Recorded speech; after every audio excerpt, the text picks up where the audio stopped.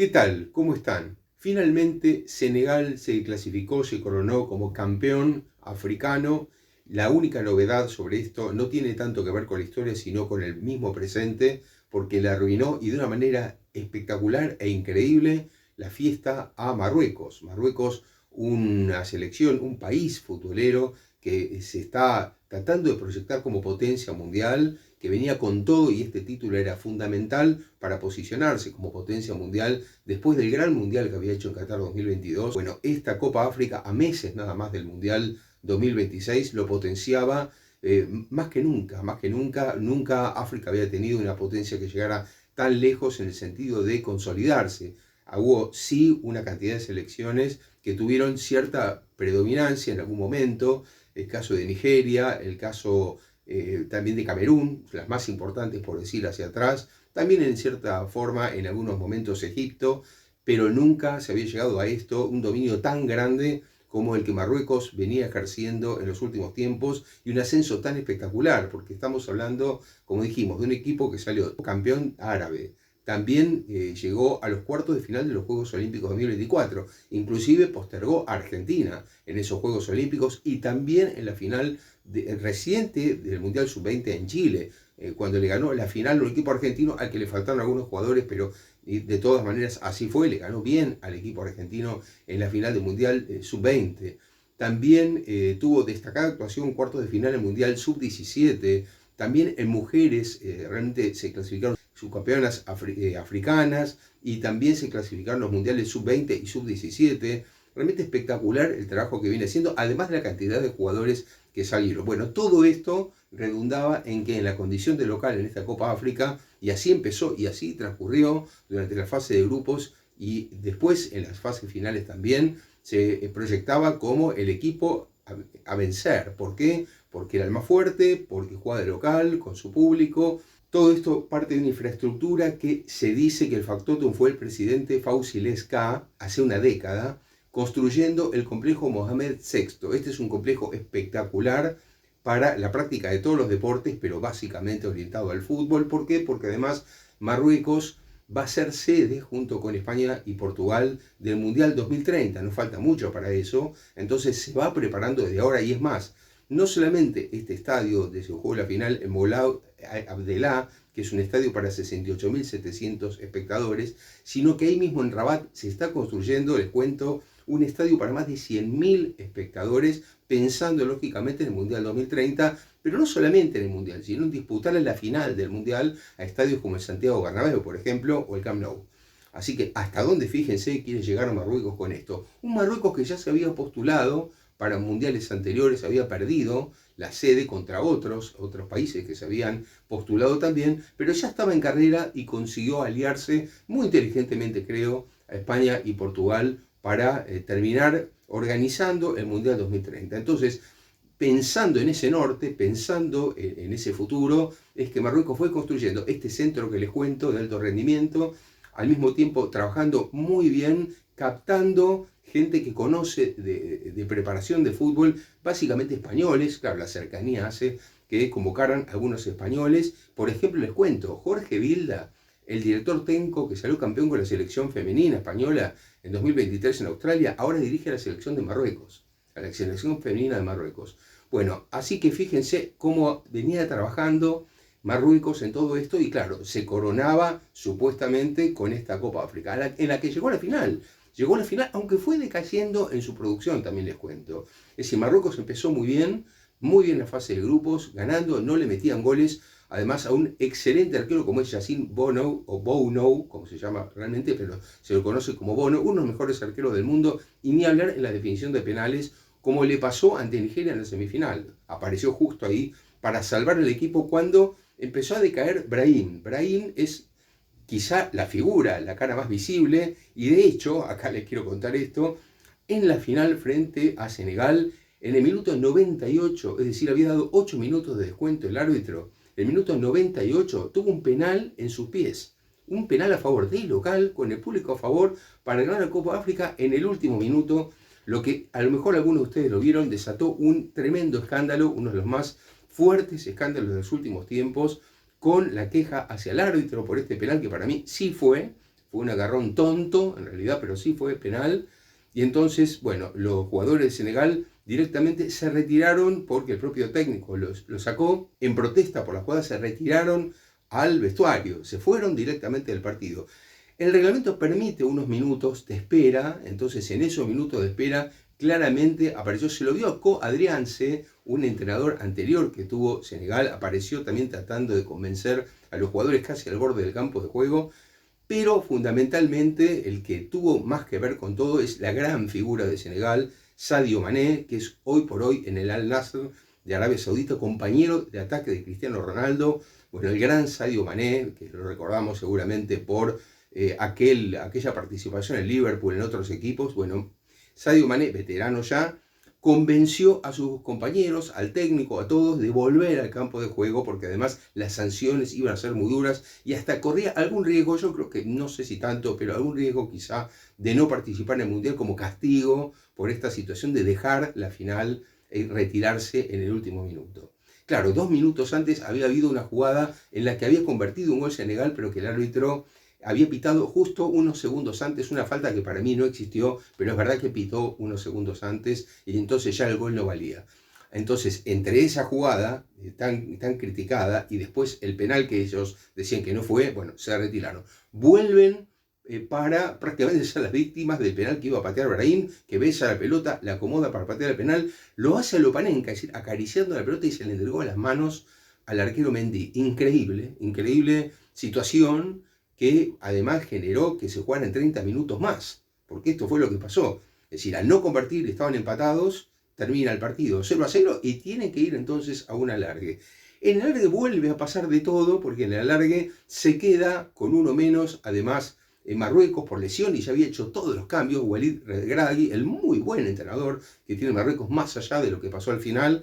Y a los 4 minutos del alargue, 4 minutos del primer tiempo, Pape Gueye, el jugador del Villarreal, convierte un golazo a tal punto que está totalmente inatajable para Bono, que es un gran arquero, como dijimos, que ya en el partido había tapado 2 o 3 situaciones claras de gol, en una estirándose con el pie cuando ya parecía que la pelota entraba. Grandísimo arquero, pero acá lo dejaron sin ninguna chance. A partir de ahí los nervios de Marruecos, imagínense, de local, tener que remontar con un jugador menos, con un Senegal que siempre fue mejor. No pudieron remontar el partido y se llevó entonces Senegal el título en Marruecos, que deja bastante caído anímicamente al fútbol marroquí. ¿Por qué? Porque, como dije antes, apostaba todo a esta Copa África, en el sentido de que esta Copa África lo insertaba definitivamente como potencia, que yo creo que lo sigue siendo. El tema es ahora anímicamente qué va a pasar con un Brahim destruido, un Brahim que fue el ídolo total cuando empezó la Copa África. Marcó 5 goles y terminó siendo el goleador de la Copa África. De hecho, subió al podio a recibir el premio de goleador, el botín de oro como goleador de la Copa África. Y sin embargo, la rechifla del público propio fue total por la enorme decepción que generó un penal inexplicablemente pateado así, cuando es un penal tan importante en la historia de Marruecos. Había ganado solamente una vez, les cuento, la Copa África Marruecos. Eso había sido ya en el lejano 1976, hace 50 años en Etiopía. O sea que para Marruecos era muy importante ganar esta copa, que es una de las copas más importantes que le faltaban de las posibles, digamos, ¿no? Y lo tuvo a un penal en el último minuto de local y no lo pudo aprovechar. Realmente durísimo. Yo me imagino la situación anímica, que duro es todo eso. Pero también les quiero contar que Senegal es un gran equipo. Senegal es un equipo que juega muy bien al fútbol, creo que mejor que Marruecos. Hay una gran diferencia, creo yo, entre Marruecos y Senegal en el fútbol, ¿no? Hablando ya del juego en sí. Les quiero contar, ¿por qué? Porque Marruecos a mí me parece un equipo más de oficio. Se lo vio en el Mundial pasado, me tocó ver el partido, por ejemplo, contra España. Lo vi varias veces, porque lo vi también contra Croacia, pero el partido contra España me parece que es el partido más claro para ver lo que es Marruecos, ¿no? Un equipo con mucho oficio, un equipo que maneja bien los tiempos, un equipo vivo, que sabe cuándo atacar, cuándo defender, cuándo guardarse, sabe hacer incluso tiempo, son bichos haciendo tiempo. Me parece un equipo en ese sentido con mucha experiencia, porque tiene jugadores muy contrastados ya. Mencioné a Bono, menciono a Hakimi, campeón de Europa con el PSG y que salió de la cantera del Real Madrid. El propio Brahim, que viene del Real Madrid, alternando la titularidad, que la perdió finalmente con Mastantuono y después con Rodrigo, pero está siempre ahí, peleando la titularidad. Amrabat es otro jugador que está en el Manchester United y que pasó por varios equipos, entre ellos el Betis. Es decir, tiene una cantidad de jugadores, Mazraoui, que también jugó en el Ajax y pasó por varios equipos importantes, por el United. Ounahi, no me quiero olvidar de Ounahi, que es un jugador que se le lesiona al principio de la Copa África, el jugador del Girona, gran jugador que no puede seguir jugando en la Copa África, pero que también es muy importante y que seguramente estará en el Mundial. Bueno, esto conforma un equipo de mucha gente con mucha experiencia. Entonces, eso para mí es la clave de este Marruecos, que aprovecha cada posibilidad que tiene porque sabe sacarle partido. En Nasri, por ejemplo, es otro jugador que pasó por el Sevilla, muy importante. Ahora, ¿qué le pasó a Marruecos? A Marruecos le pasó que Senegal viene realmente también en ascenso. Es otra de las selecciones fuertes de África que yo creo que si uno piensa o proyecta para el Mundial, de acá a unos meses, cuando grabamos esto, quedan menos de 5 meses para el Mundial. Bueno, si uno piensa en eso, piensa realmente en las posibilidades de cada uno y son equipos complicados para cualquiera. Por ejemplo, Marruecos va a jugar en el grupo de Brasil y de Escocia. Atención, Marruecos puede complicar a cualquiera allí, ¿eh? Y ni hablar de Senegal, que le toca nada más y nada menos que Francia y Noruega. Dos equipos fortísimos. ¿Qué grupo? Ahora lo pienso, yo creo que si bien durante el sorteo no se habló del grupo de la muerte, pero si hay que hablar de un grupo complicado, yo creo que quizá el más complicado sea el de Senegal con Francia y con Noruega. ¿Quién se queda fuera de ahí? Bueno, a lo mejor pasan los tres, pero muy complicado ese grupo, muy complicado, realmente muy complicado. ¿Por qué digo esto? Porque Senegal juega muy bien a la pelota. Senegal juega mejor que Marruecos, realmente juega mejor. También tiene oficio, porque tiene muchos jugadores de oficio, pero lo que creo que tiene más son jugadores técnicamente más dotados. Ni hablar de Sadio Mané, no lo vamos a descubrir ahora, Mané, que es la figura, pero Mendy es un arquero también contrastado, que pasó por el Chelsea y por otros equipos. Pape Gueye, como dijimos, el autor del gol, el jugador de Villarreal. Idrissa Gueye también, del Everton. Estaba pensando yo ayer en Idrissa Gueye, ¿no? Después de todos los festejos, de haber ganado una final así en Marruecos, va al vestuario, ya calmo, pregunta, ¿cómo salió el Everton hoy, que es mi equipo? Le ganó la Aston Villa de visitante. Es increíble, ¿no? Qué domingo, ¿no? Qué día para Idrissa Gueye, no se va a olvidar en su vida. Bueno, así como él, tantos jugadores, que decíamos Sarr, por ejemplo, que también gran jugador, bueno, Niakate, otro jugador en la defensa excelente, bueno, muchísimos jugadores importantes. Y yo creo que la gran diferencia entre Senegal y Marruecos pasa por el juego, ¿no? Me parece que juega mejor a la pelota, quizá Marruecos sea más duro como equipo, más rocoso, pero Senegal juega mejor la pelota. Y atención con Senegal, porque si uno toma en cuenta las últimas 4 Copas de África, en 2019 Senegal ya había perdido la final frente a Argelia en Egipto. En 2021 le gana a Egipto la final en Camerún, y salvo el 2023 que Costa de Marfil ganó de local, vuelve a jugar una final. Es decir, de 4 Copas Africanas de Naciones, Senegal llegó 3 veces a la final y ganó 2 de esas 3 veces. O sea, estamos hablando de un equipo que gana de visitante, ganó en Camerún y ganó en Marruecos. Es decir que, atención, estamos hablando de un equipo fuerte que no teme jugar con un escenario en contra y que tuvo estas situaciones de, bueno, nos retiramos y no nos gusta lo que pasó con el árbitro.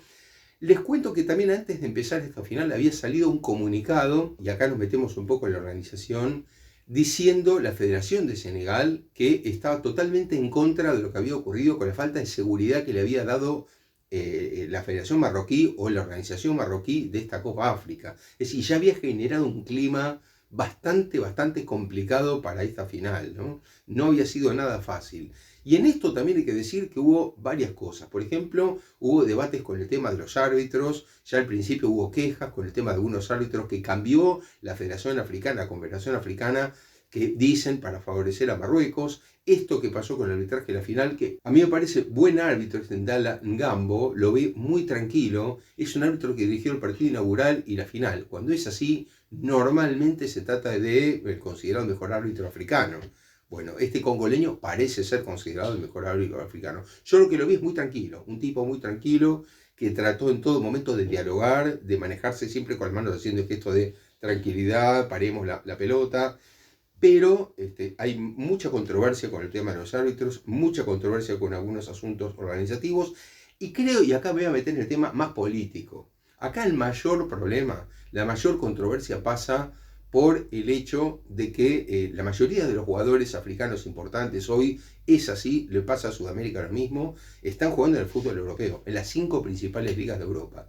¿Qué significa esto? Significa que los poderosos clubes europeos empiezan a mirar de reojo esto de jugar en diciembre o en enero, como se juega esta Copa África, mitad de diciembre, mitad de enero, pasar año nuevo jugando esta Copa África.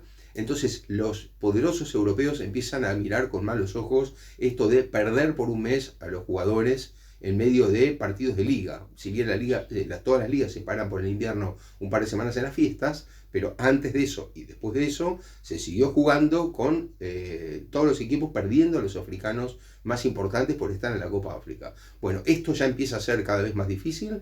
Más allá de la Copa África 2027, que es la próxima, después lo que se da a entender es que de 2028 en adelante la idea es que la Copa África se juegue al mismo tiempo que la Copa América y la Eurocopa. ¿Para qué? Para no quitarle los jugadores a los equipos. Es decir, que se juegue en los descansos del año y no se juegue a mitad de la temporada como es diciembre-enero para los europeos, ¿no? Ahora, fíjense, acá tengo un dato que me parece muy interesante contarles sobre, me lo apunté por supuesto, sobre la realidad del fútbol africano en Europa hoy. 49 jugadores de esta Copa Africana están en la Ligue 1 de Francia, 32 en la Premier League inglesa, 21 en la Serie A italiana, 17 en la Bundesliga y 16 en la Liga Española. Pero no termina allí. 59 jugadores de origen africano participaron en la pasada Eurocopa por distintas selecciones europeas. Esto habla a las claras de una realidad incontestable. Es una realidad muy compleja, por la cual ahora se fuerza desde la economía, fíjense siempre la economía atrás. Alguno diría, es la economía estúpida, ¿se acuerdan de esa frase? Bueno, la economía está también atrás de muchas explicaciones como esta, de por qué cambia la sede, de por qué cambia las fechas, de por qué cambia la orientación de todo. Porque los poderosos europeos presionan para no perder a sus jugadores por los que pagan salarios muy altos. Esto es lo que está pasando. También aquí hubo algunos jugadores que perdió África, por eso comentaba lo de los 59 africanos en la Eurocopa, o de origen africano en la Eurocopa. Uno de ellos, que pudo haber estado tranquilamente en Marruecos, les cuento, es Lamine Yamal. Lamine Yamal tiene un padre nacido en Marruecos y bien podía haber jugado por Marruecos. Se decidió por España, él nació en Cataluña, bueno, es del barrio de Rocafonda, cerca de Barcelona, en Mataró, bueno, él se decidió a jugar por España. Brahim Díaz, el jugador del Real Madrid, hizo lo contrario. También pugnaban los dos, España y Marruecos, y él decidió jugar por Marruecos. Es decir, que está permanentemente esa pugna, ni hablar de los jugadores franceses, ni hablar y de toda la controversia, se acuerdan seguramente, que dio lugar a todos estos cánticos de la selección argentina, lo que pasó con Francia. Es lo mismo, es decir, está empezando a pasar mucho la pugna de jugadores de origen africano ya nacidos en Europa y que entonces los países los pretenden chupar para tenerlos en su selección y los países africanos de origen los quieren para jugar en África. Entonces se produce este choque, por decirlo así, cultural, en el que todos pugnan por tener a los jugadores importantes, pero a su vez, no solamente pugnan por eso, sino que los poderosos europeos pugnan por jugar en otra fecha para no molestar a sus equipos y los africanos pugnan por mantener la tradición de jugar en el momento que más se le da la gana jugar, que es a fin de año. Así que todo pasa muy complicado por este lado. Y finalmente, porque para no hacerlo muy largo, lo que también quería comentar es la proyección al Mundial. Porque les decía, a mí me da la sensación de que el tema ahora pasa a ser anímico. Por el lado de Senegal, ni hablar a favor del tema anímico. Y atención porque, como les dije, le toca un grupo con Francia y Noruega. Grupo muy complicado. Ahora el tema va a pasar por Marruecos. ¿Qué va a hacer Marruecos a partir de acá? ¿Cómo va a tomar esta derrota inesperada, yo creo, por la forma que se produjo? Y también este cambio de relación de algún jugador, como es el caso de Brahim, que era la gran figura, y pobre Real Madrid, ¿no? Que ahora va a tener la vuelta de Brahim cabizbajo. Vamos a ver cómo lo levantan anímicamente, porque es fundamental para el jugador. Ahora, en lo potencial, yo creo que los dos están para hacer un gran mundial. Los dos son equipos fuertísimos para el Mundial y más ahora que se fueron acostumbrando a estar en los primeros lugares. Como dije, Senegal, 3 finales de 4 y Marruecos participando y siendo protagonista de Juegos Olímpicos, de Mundiales Sub-20, de Copa África, de Copa Árabe, ni hablar. Entonces tenemos un gran fútbol árabe y me quedo para el final, la última cosita tiene que ver con lo táctico. Fue una Copa África bastante rara, me tocó ver muchos partidos. Pero yo lo que observo es algo que vengo observando también en el fútbol sudamericano. Se parecen bastante en esto. ¿Por qué? porque son como dos continentes futbolísticos que exportaron tantos jugadores a Europa, que se encuentran los dos ante el mismo problema. África, lo vengo hablando con colegas africanos cuando se encuentran los mundiales, básicamente, ¿no? Que es este problema muy serio. Los africanos, los equipos africanos, normalmente las selecciones africanas de más importancia, solían contratar entrenadores europeos para tacticizarse, para parecerse a los europeos, para competir con ellos, y también porque muchos jugadores africanos son europeos, entre comillas, en sus costumbres.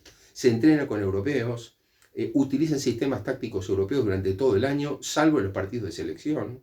Entonces, cuando vuelven a su selección, le pasa como a los jugadores sudamericanos, que están tan metidos en las tácticas europeas que cuesta sacarlos por esos pocos días que los seleccionadores, porque hay más que entrenadores son seleccionadores, los tiene que contar. Entonces no le van a cambiar de la cultura táctica en 4 o 5 días o una semana que los tienen durante todo el año, salvo el mes del Mundial o de la Copa África, no les van a cambiar esa costumbre. Entonces, ¿qué pasó con el nivel de esta Copa África? Fue un muy buen nivel en cuanto a los jugadores que tiene, pero fue un poco aburrida, hay que decirlo así, en varios partidos, porque cada vez se gambetea menos, cada vez se elude menos, cada vez se pasa más la pelota de uno a otro como se hace en Europa, y se utilizan sistemas muy rígidos, muy parecidos a los europeos. Yo creo que hay que, perdón por los europeos que están mirando si no están de acuerdo, pero creo que Sudamérica y África se tienen que deseuropeizar en el fútbol.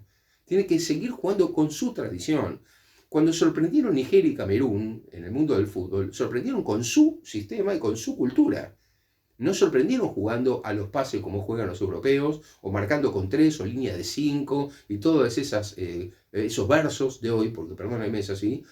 Esto es lo que tiene que cambiar. Para mí el fútbol africano tiene que volver a las raíces, volver a jugar el fútbol como el que practica Senegal, que para mí es mucho más un fútbol africano, pero claro, están metidos en ese problema de que la mayoría de sus jugadores están en la meca del mundo del fútbol, que es Europa.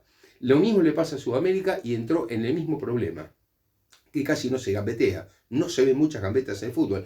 En la Liga Española porque tenemos a Lamine Yamal, que lo hace él, pero vemos poca gambeta en general en el fútbol, pocos se animan a hacer cortinas, gambetas, firuletes, no se hace, porque se lo considera improductivo. Para mí no lo es en absoluto, porque más el fútbol es un espectáculo y se paga para ver esos partidos, ¿no? Es discutible lo que digo, pero a mí esa sensación que me da, que fue una Copa África un tanto aburrida desde el punto de vista de lo cerrado de las tácticas que se van pareciendo cada vez más a Europa, y lo mismo le pasa a Sudamérica. En fin, es un tema para seguir analizando. Espero que les haya gustado este video. Les pido como siempre que pongan me gusta acá abajo, que lo compartan y no olviden de suscribirse.